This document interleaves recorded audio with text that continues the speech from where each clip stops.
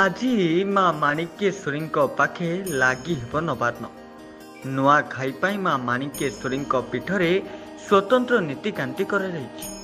ସକାଳୁ ସକାଳୁ ମାଙ୍କ ଦର୍ଶନ ପାଇଁ ଶ୍ରଦ୍ଧାଳୁଙ୍କ ଭିଡ଼ ମଧ୍ୟ ଜମିଛି। ଆଜି କଳାହାଣ୍ଡିର ଅଧିରାଷ୍ଟ୍ରୀ ଦେବୀ ମା ମାଣିକେଶ୍ୱରୀଙ୍କ ପାଖରେ ଲାଗି ହେବ ନବାର୍ଣ୍ଣ। ସକାଳ 8:20ରୁ 9:40 ମଧ୍ୟରେ ନବାର୍ଣ୍ଣ ଲାଗି ହେବ। ନବାର୍ଣ୍ଣ ଲାଗି ପରେ ଦିନ 12ଟା ଭିତରେ ନୂଆ ଖାଇବେ ଲୋକେ। ଏନେଇ ମାଣିକେଶ୍ୱରୀ ମନ୍ଦିରର ପ୍ରଶାସନ ପକ୍ଷରୁ ସୂଚନା ଦିଆଯାଇଛି। ନୂଆଖାଇ ପାଇଁ ମା ମାଣିକେଶ୍ୱରୀଙ୍କ ପୀଠରେ ସ୍ୱତନ୍ତ୍ର ନୀତିକାନ୍ତି ମଧ୍ୟ କରାଯାଇଛି। ସକାଳୁ ସକାଳୁ ମାଙ୍କ ଦର୍ଶନ ପାଇଁ ଶ୍ରଦ୍ଧାଳୁଙ୍କ ଭିଡ଼ ମଧ୍ୟ ଜମିଛି। କଳାହାଣ୍ଡି ଜିଲ୍ଲାରେ 4ଟି ତିଥିରେ ନୂଆଖାଇ ପର୍ବ ପାଳନ ହୋଇଥାଏ।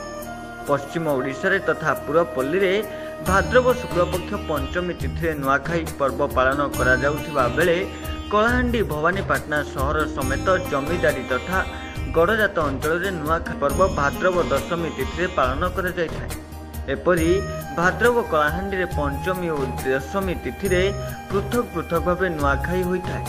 ଭବାନୀପାଟଣା, ଏମ୍ ରାମପୁର, ଜୟପାଟଣା, କର୍ଲାପାଟ, ଲାଞ୍ଜିଗଡ଼ ଓ ଥୁଆମକ, ରାମପୁର ପ୍ରଭୃତି ଗଡ଼ଜାତ ଅଞ୍ଚଳରେ ଆଜି ନୂଆଖାଇ ପର୍ବ ପାଳନ କରାଯିବ।